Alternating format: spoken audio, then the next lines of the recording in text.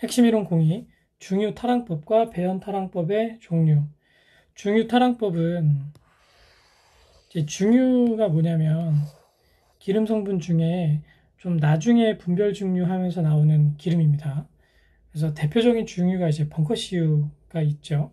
그래서 이 연료 안에 포함되어 있는 황성분을 미리 제거하는 전처리의 개념으로 생각을 하시면 됩니다. 이 부분은 시험 문제가 어떻게 나오냐면 이 중유타랑법이 총 이렇게 네 가지가 있거든요. 어떤 방법이 있느냐, 이제 방법을 묻거나 또는 이 중에 가장 많이 사용하는 것이 무엇이냐, 실용적으로 활용하는 것이 무엇이냐, 그런 것들을 묻는 문제가 나오니까 방법과 그리고 이제 그 중에 접촉수소와 타랑이 가장 많이 사용된다 정도만 기억하시고 넘어가면 좋을 것 같아요. 두 번째로 배연타랑 방법이 있습니다. 여기 보면 exhaust gas죠. 그래서 배출하는 가스에서 desulfurization, 황을 제거를 하는 거예요. 그래서 얘는 후처리 공정이라고 보면 돼요. 그래서 중유타랑법이 전처리고 배연타랑법은 후처리입니다. 얘는 황을 제거한다기보다 후처리다 보니까 생성된 썩스를 제거하는 방법으로 이해하시면 좋고요. 여기서는 이제 이런 방법들, 배연타랑법에 해당하는 것은 또는 해당하지 않는 것은 그런 것들을 묻는 문제가 나온다고 보면 돼요. 그럼 문제를 한번 풀어보시겠습니다. 1번 중유의 타랑법으로 가장 실용적이면서 많이 사용하는 것, 제가 말씀드렸죠. 접촉수소와 타랑법이 가장 실용적이고 많이 사용된다. 답은 4번입니다. 2번 중유의 타랑 방법과 가장 거리가 먼 것은 중유죠. 중유. 그러면 방사선 화학적 타랑 있었고요. 금속 산화물에 의한 흡착 타랑 있었어요. 미생물에 의한 생화학적 타랑도 있었고 접촉 산화물에 의한 흡착, 접촉 산화물이 아니라 접촉 수소화 타랑법이라고 했죠. 그래서 답이 4번입니다. 3번 다음 중 배기가스에 포함되어 있는 황산화물 썩스를 제거하는 방법, 후처리 공정, 배연타랑법이 아닌 것은 이것을 고르는 문제라고 보면 되죠. 배연타랑법은 이렇게 세 가지밖에 없어요. 그리고 수소화 타랑법이 답이 되겠죠. 이것은 접촉 수소화 방법이라고 해서 이제 중유타랑법에 포함이 됩니다. 답은 4번입니다. 4번 화력발전소에서 많은 양의 아황산가스가 배출되고 있다. 이를 저감하는 방법이 아닌 것은, 얘도 이제 아황산가스가 나오니까 그 배연타랑법으로 처리를 하거나 여러 가지 타랑 설비, 시설 또는 그런 방법들을 활용을 하면 되죠. 답은 2번인데 이 고연돌이라는 거는 이제 굴뚝이 높은 거를 쓴다는 거예요. 굴뚝 높이를, 물론 대기오염 물질을 이제 저감은 아니지만 아무튼 좀 희석을 많이 시킬 수 있는 방법 중에 하나가 굴뚝을 이 높이를 높게 하는 방법이 있거든요. 얘는 아황산가스를 저감하는 것하고는 거리가 좀 있죠. 답은 2번입니다. 핵심 이론 03 촉매산화법. 촉매산화연소법이라고 우리가 보통 이야기하고요. 배기가스 중에 포함되어 있는 이 가연성 물질을 촉매로 저온 연소해서 제거하는 그런 처리 방법이라고 보시면 되고요. 지금 이제 우리가 공부하고 있는 내용들이 결국에 가스상 오염물질을 처리를 하는 처리 방법에 대해서 하고 있잖아요. 그 가스상 오염물질을 제어하는, 처리하는 여러 가지 방법 중에 하나라고 생각하시면 되고요. 얘는 이제 악취 제거할 때 좀 많이 사용합니다. 악취 제거하는 방법이 여러 가지가 있어요. 물을 뿌려도 되고 또 촉매산화 시켜도 되고, 가장 효율적인 악취 제거 방법은 태우는 겁니다. 아무튼 촉매산화법이 악취 제거에도 많이 사용된다. 화학식은 이제 용제를 공기 중에 산소와 반응시켜서 결국에는 이제 산화를 시키는 거죠. 그러면 이게 분해가 돼서 이산화탄소와 이제 물이 나오고 이제 발열 반응이다 보니까 열이 생성이 되고 이렇게 이해하시면 좋고요. 그래서 여기서 말하는 이제 산화와 환원에 대해서는 한번 좀 숙지하시고 가면 좋아요. 산화는 산소를 얻거나 수소 또는 전자를 잃는다고 했는데 여기 하나 사실 더 있어요. 산화수도 증가하면 산화입니다. 그래서 산소와 산화수가 증가하면 산화고, 나머지 수소하고 전자는 이제 잃으면 산화가 되는 거죠. 환원은 정반대예요. 그래서 두 가지 내용 좀 이제 알고 가시면 좋을 것 같습니다. 그럼 핵심 예제 한번 보실게요. 1번 대기오염 물질인 분진. 분진은 입자죠, 입자. 입자를 제거하는 방법인데 왜 가스상 물질을 제거하는 방법이 나왔느냐? 그래서 이게 답이죠. 촉매산화법은 이제 가스상 물질, 오염 물질 처리하는 데 쓰고 악취 제거하는 데 사용된다라고 말씀드렸습니다. 답은 1번이에요. 2번 촉매산화법으로 악취 물질을 함유한 가스를 산화 분해할 때 연소 온도의 범위는 일반 연소 온도보다 그 좀 온도가 낮아도 괜찮습니다. 왜냐하면 이게 촉매라는 것이 들어가니까 촉매가 그만큼의 역할, 고온의 역할을 해주는 거예요. 그래서 온도의 기준은 보통은 이제 연소할 때는 700에서 800도씨로 연소를 시켜서 처리를 할 수 있는데 촉매산화법은 그것의 한 절반 정도만 돼도 연소하는데 큰 이상이 없다고 합니다. 답은 2번이에요. 핵심이론 공사 촉매환원법.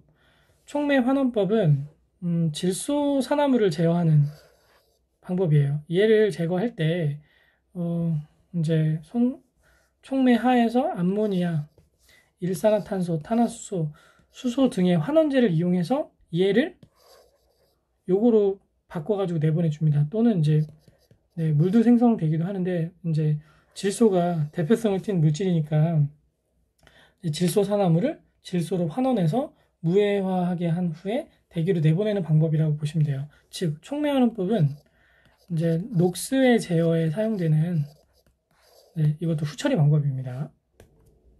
핵심 예제 보시겠습니다. 1번 다음의 대기 오염 방지 방법 중 황산화물의 처리법 방법이 아닌 것은, 황산화물 보면 방금 전에 공부한 요 내용이 이제 녹스 제어하는 후처리죠. 나머지는 다 속스 황산화물 처리하는 방법이라고 보시면 됩니다. 답은 2번입니다. 질소산화물을 이제 촉매 환원법으로 처리할 때 어떤 물질로 환원되는가? 질소가스로 환원된다고 했죠. 녹스 NO와 NO2가 N2로 무해화돼서 대기 중으로 나가는 거예요. 대기 중에는 질소가 많잖아요. 이거는 뭐 대기 밖으로 나가도 아무 상관이 없습니다. 답은 1번입니다.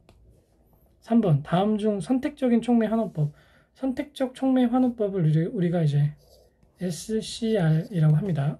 얘가 사용할 수 있는 환원제는 총 3가지예요. 암모니아, 일산화탄소, 그리고 하이드로카본, 탄화수소. 그래서 이 3가지에 해당되지 않는 것은 죄송합니다. 적합한 것은 암모니아가 되겠죠. 답은 2번입니다. 핵심이론 공호 질소산화물 발생을 억제하는 방법. 그러면 그 자동차 배기가스로 질소산화물을 발생하는 것만 억제하는 것이, 발생하는 것만 처리하는 것이 중요한 게 아니라 얘를 원천적으로 발생을 적게 하는 방법도 중요하겠죠. 큰 개념으로는 좀 너무 고온에서 연소가 안 되게 하고 공기량을 좀 쪼개서 줘서 효율적인 연소가 될 수 있게 그 2가지를 중심으로 이제 풀어서 설명을 한 거라고 보시면 돼요. 1번 저산소 연소. 이건 이제 과잉 공기량을 감소해서 말 그대로 산소를 조금씩 주니까 연소가 이렇게 쪼개져서 그러다 보니까 과잉 연소가 안 되고, 과잉 연소가 안 되다 보니까 녹스 발생이 별로 안 되는 겁니다. 그리고 저온도 연소, 그것도 뭐 마찬가지죠. 낮은 온도로 연소를 시켜서 너무 이제 연소가 온도가 올라가거나 과잉 반응이 일어나지 않게, 그리고 연소 부분의 냉각이나 이제 배기가스 재순환, 2단 연소, 그리고 버너 및 연소실의 구조 개선, 이런 방법들을 통해서 네, 녹스 발생을 제어를 많이 할 수 있습니다. 문제를 보시겠습니다. 다음 중 질소산화물의 저감 방법이 아닌 것은 배기가스 재순환하면 좋고요. 2단 연소도 좋고 과잉 공기량을 증대하면 네, 더 녹스가 많이 발생이 되겠죠. 네, 과잉 공기량을 줄여줘야 됩니다. 답은 3번입니다. 2번 연소 조절에 의한 녹스 발생의 억제 방법으로 옳지 않은 것은 보시면 다 뭐 이제 같은 문제니까요. 네. 부분적인 고온 영향 만들면 녹스가 더 발생되겠죠. 녹수 발생량이 확 늡니다. 답은 4번이죠. 핵심 이론 공유, 후드에 의한 일반적인 흡연 요령. 후드는 그냥 뭐 진공청소기 같은 거 생각하시면 됩니다. 얘가 이제 연기, 가스성 오염물질을 이제 빨아들이는 장치인데 여기서는 시험 문제가 어떻게 나오냐면 이 후드를 효율적으로 사용할 수 있는 방법과 그리고 후드 형태에 따른 종류 총 4가지가 있거든요. 그것을 이제 암기하시면 될 거예요. 그래서 후드를 발생원에 근접시켜서 이제 빨아들이게 하고 국부적인 흡인 방식 그리고 후드의 개구 면적을 좁게 한다. 요게 자주 물어봐요. 네. 이 같은 동력이면 입구가 좁은 거하고 입구가 넓은 게 있을 때 얘가 좀 더 효율적으로 빠른 속도로 빨아들이겠죠. 네. 에어커튼을 이용하고 충분한 포착 속도를 유지하고 송풍기에 여유를 준다. 그리고 네, 후드 형태는 3가지네요. 죄송합니다. 포위형, 수형, 포집형. 네. 예전에는 책에 이제 이 형태까지 그림을 그려서 제가 넣었었는데 뭐 큰 의미가 없더라고요. 그래서 후드 형태에 따른 분류 정도만 암기해 주시면 문제 푸는데 지장 없으실 거예요. 그럼 핵심 예제를 보시겠습니다. 1번 후드에 의한 일반적인 흡인 요령으로 맞지 않은 것은 이 시험 문제에 굉장히 많이 나옵니다. 네.